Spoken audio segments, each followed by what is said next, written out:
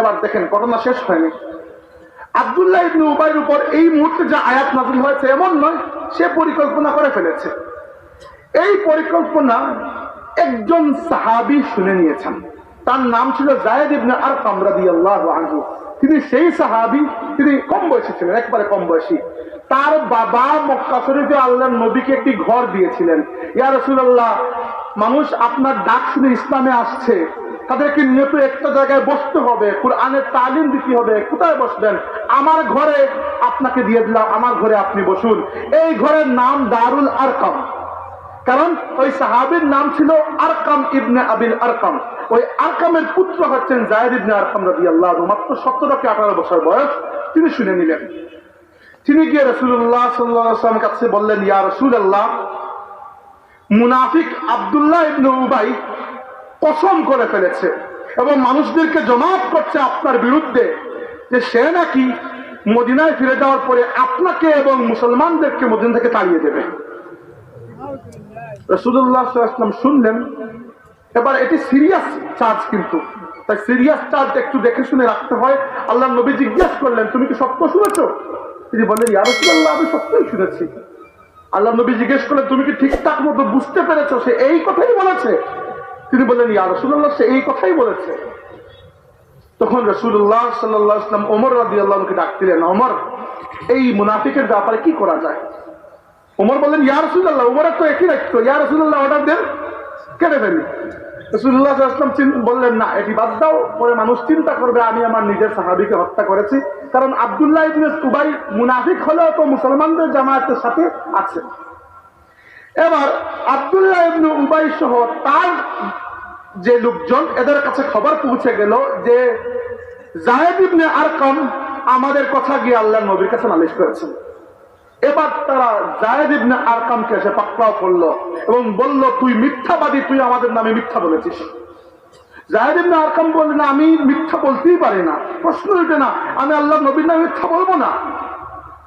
বরং আব্দুল্লাহ ইবনে উবাইয়ের কথায় বিশ্বাস করে কিছু কিছু সাহাবীও যায়েদ ইবনে আরকামকে বলতে শুরু করলেন যে, তুমি এত সম্মানী বুজুর্গ একজন মানুষের নামে কি মিথ্যা লাগিয়েছো? কি করে লাগালে তুমি মিথ্যা? তিনি বললেন, এই জায়গায় শানে মুস্তাফা, তিনি বললেন যে, খুদার কসম করে বলছি, আব্দুল্লাহ ইবনে উবাইয়ের বয়সের কারণে আমিও তাকে সম্মান করি, কারণ সে বয়স্ক মানুষ। কিন্তু আল্লাহর কসম করে বলছি, এই জায়গায় যদি আমার নিজের বাবাও বেঁচে থাকতেন আর তিনি আমার নবীর বিরুদ্ধে কিছু করতেন, আমি আমার বাবার বিরুদ্ধে দাঁড়িয়ে যেতাম। রাসূলুল্লাহ সাল্লাল্লাহু আলাইহি ওয়াসাল্লামের কানে কথাটি যায়নি এই কথা, কিন্তু একজনের কানে গিয়েছে। আল্লাহ সুবহানাহু ওয়া তাআলা রব্বুল আলামিন শুনে নিয়েছেন। এবার আব্দুল্লাহ ইবনে উবাই যায়েদ ইবনে আরকাম রাদিয়াল্লাহু আনহুর বিরুদ্ধে প্রচারণা শুরু করেছে যে এই ব্যক্তি আমাদের মধ্যে সমস্যা বাঁধাচ্ছে, এই বালক আমাদের নামে গিয়ে আল্লাহর নবীর কাছে মিথ্যা নালিশ করছে। যদিও রাসূলুল্লাহ সাল্লাল্লাহু আলাইহি ওয়াসাল্লাম জানেন যে কার অন্তরে কি আছে, অবশ্যই জানেন, কিন্তু আল্লাহর নবী চাচ্ছেন যে আমি যায়েদ ইবনে আরকামের সার্টিফিকেট দেব না, যায়েদ ইবনে আরকামের সত্যের সার্টিফিকেটের জন্য আমি অপেক্ষা করব যতক্ষণ না রব্বুল আলামিন কুরআন অবতীর্ণ করে আমার সাহাবী যায়েদ ইবনে আরকামের সত্যতা ঘোষণা করেন।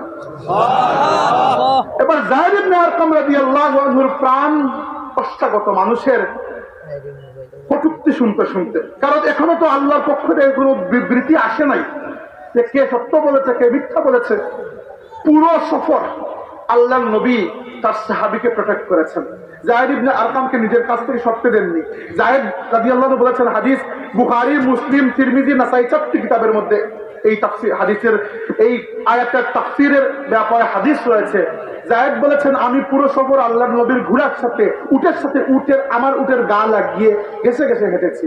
একটু দূরে যাবো তারা আমাকে মেরে ফেলতে পারে, বয়স 17-18 মাত্র, এবং অনবরত কাঁদছেন আল্লাহর দরবারে, রব্বুল আলামিন আমি তোমার নবীর মহব্বতে সত্য বলেছি, ভয় পাই নাই, আমি জানি আমাকে মদিনায় ফিরে যেতে হবে, সেখানে আমার চেয়ে আব্দুল্লাহ ইবনে উবাইয়ের পার্টি অনেক বড়, আমার বয়স কম, টাকা পয়সা কম, ক্ষমতা কম, তার সবকিছু বেশি, তবুও একমাত্র তোমার নবীর মহব্বতে, একমাত্র মুসলমানদের জামাতকে টিকিয়ে রাখার জন্য আল্লাহ আমি সত্য বলার রিস্ক নিয়েছি, তুমি আল্লাহ আমার সত্যটা ঘোষণা করো।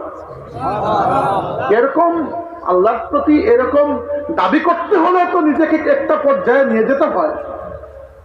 আল্লামা ইকবাল रहमतुल्लाह अलैहि বলেছিলেন, खुदी का कर बुलंद इतना कि हर तकदीर से पहले खुदा बंदे से खुद पूछे बता तेरी रजा क्या है। নিজেকে আল্লাহর এত করিব করে ফেলো, এত মহব্বতের মধ্যে নিয়ে যাও, এত উপরে নিয়ে যাও যেন তোমার তাকদীর লেখার আগে আল্লাহ তোমাকে জিজ্ঞাসা করেন, বলো বান্দা তোমার ইচ্ছা কি। সুবহানাল্লাহ। অর্থাৎ ফিজিক্যালি জিজ্ঞাসা করবেন না, কিন্তু তুমি যেন দোয়া করলে আল্লাহ সেই দোয়া কনসিডার করেন। এরকম মানুষও আছে, কিন্তু মধ্যখানে বলে যায়। আমার মনে হলো সহিহ বুখারী কিতাবুল জিহাদ অধ্যায়ের মধ্যে হাদিস রয়েছে, আল্লাহর নবীর এক সাহাবী আনাস ইবনে নবর রাদিয়াল্লাহু আনহু, একবার তিনি বসে আছেন, একটি বিচার আসলো আল্লাহর নবীর কাছে। তো বিচারের রায় দেওয়া হলো, রায়ে যিনি অপরাধ করেছেন তিনি শাস্তি পাবেন। আনাস ইবনে নবর রাদিয়াল্লাহু আনহু কি মনে করে বলে দিলেন যে আমি আল্লাহর কসম করে বলছি ওই ব্যক্তির শাস্তি হবে না। সাহাবীরা অবাক, আল্লাহর নবী শাস্তির রায় দিয়ে দিয়েছেন, আপনি কিভাবে কসম করেন? অদ্ভুত বিষয়। কিছুক্ষণের মধ্যে ভুক্তভোগীকে তিনি আসলেন এবং এসে বললেন, ইয়া রাসূলুল্লাহ, আমি চিন্তা করেছি বিচারের দরকার নেই, আমি আমার ভুলকে মাফ করে দিলাম। তিনি আগে কসম করে ফেলেছিলেন, আল্লাহ পরে ঘটনা ঘটিয়েছেন। রাসূলুল্লাহ সাল্লাল্লাহু আলাইহি ওয়াসাল্লাম বললেন যে ইন্না মিন ইবাদিল্লাহি মান লাউ আকসামা আলাল্লাহি লা আবাররা। আল্লাহর বান্দাদের মধ্যে এমন কিছু মানুষ আছে, দেখে বোঝা যায় না, সাধারণভাবে চলাফেরা করে, কিন্তু যখন আল্লাহর নামে দাবি করে কিছু বলে ফেলে, আল্লাহ তার দাবির ইজ্জত রেখে দেন। সুবহানাল্লাহ। আল্লাহর নবী সাল্লাল্লাহু আলাইহি ওয়াসাল্লামের ইন্তেকালের অনেক পরে, আবু বকর রাদিয়াল্লাহু আনহুর ইন্তেকালের পরে, ওমর রাদিয়াল্লাহু আনহুর খেলাফত কালে মুসলমানরা কাদেসিয়ার যুদ্ধে গিয়েছেন, পারস্য সাম্রাজ্যের বিরুদ্ধে। সবগুলো শহর বিজয় করেছেন, একটি শহর তুস্তার, সেটি বিজয় করা সম্ভব হচ্ছে না। ওই সাহাবী আনাস ইবনে নবর তিনি উপস্থিত যুদ্ধে, বয়স্ক মানুষ। অনেক দিন ধরে তুস্তার শহর বিজয় করতে না পেরে একবার সাহাবীরা চিন্তা করলেন যে আমাদেরকে অন্য পন্থা বাছাই করতে হবে। সবাই কমান্ডার সহ আসলেন আনাস ইবনে নবর রাদিয়াল্লাহু আনহুর কাছে, এসে বললেন, আপনার ব্যাপারে আল্লাহর নবীর সার্টিফিকেট আছে, আপনি কসম করলে আল্লাহ ফিরান না, আপনি কসম করে বলে দেন কালকে আমরা তুস্তার বিজয় করবো, ইনশাআল্লাহ তুস্তার বিজয় হয়ে যাবে। সাহাবীদের ভরসা দেখেন। এবার আনাস ইবনে নবর রাদিয়াল্লাহু আনহু এটি জানতেন, যেহেতু মুহাম্মদুর রাসূলুল্লাহ তাকে সার্টিফিকেট দিয়েছেন, তার কথায় কাজ হবে। কিন্তু সমস্যা হচ্ছে, কথায় কাজ হলে কাল থেকে মানুষ তার কাছে ফু, তাবিজ, তেল পোড়া, পানি পোড়া নিতে শুরু করবে। তিনি এটি আবার পছন্দ করলেন না। এজন্য আল্লাহর বান্দার ঈমান দেখেন, তিনি কসম করে বললেন যে আমি আল্লাহর কসম করছি আগামীকাল আল্লাহ তুস্তার বিজয় দান করবেন, এবং কসম করছি আগামীকালকে আমি শহীদ হয়ে যাব। পরের দিন তুস্তারও বিজয় হলো, তিনিও শহীদ হয়ে গেলেন। ইন্না মিন ইবাদিল্লাহি মান লাউ আকসামা আলাল্লাহি লা আবাররা। মুসলিম শরীফে আরেকটি হাদিস রয়েছে, রুব্বা আশআসা আকবারা মাদফুউন বিল আবওয়াব লাউ আকসামা আলাল্লাহি লা আবাররা। এমন কিছু মানুষ রয়েছে, উস্কো খুস্কো চুল, মলিন ছেঁড়া ফাটা কাপড়, মানুষের দুয়ারে দুয়ারে ফিরে। অর্থাৎ সভ্য ভদ্র সমাজে কেউ জায়গা দেয় না। আমাদের সুন্দর সুন্দর মাহফিলগুলোতে আমরা এই সকল মানুষকে পাগল ভেবে বের করে দেই, কেউ জায়গা দেয় না। কিন্তু লাউ আকসামা আলাল্লাহি লা আবাররা, আল্লাহর নামে কিছু বলে ফেললে আল্লাহ সেই কথার ইজ্জত রেখে দেন। সুবহানাল্লাহ।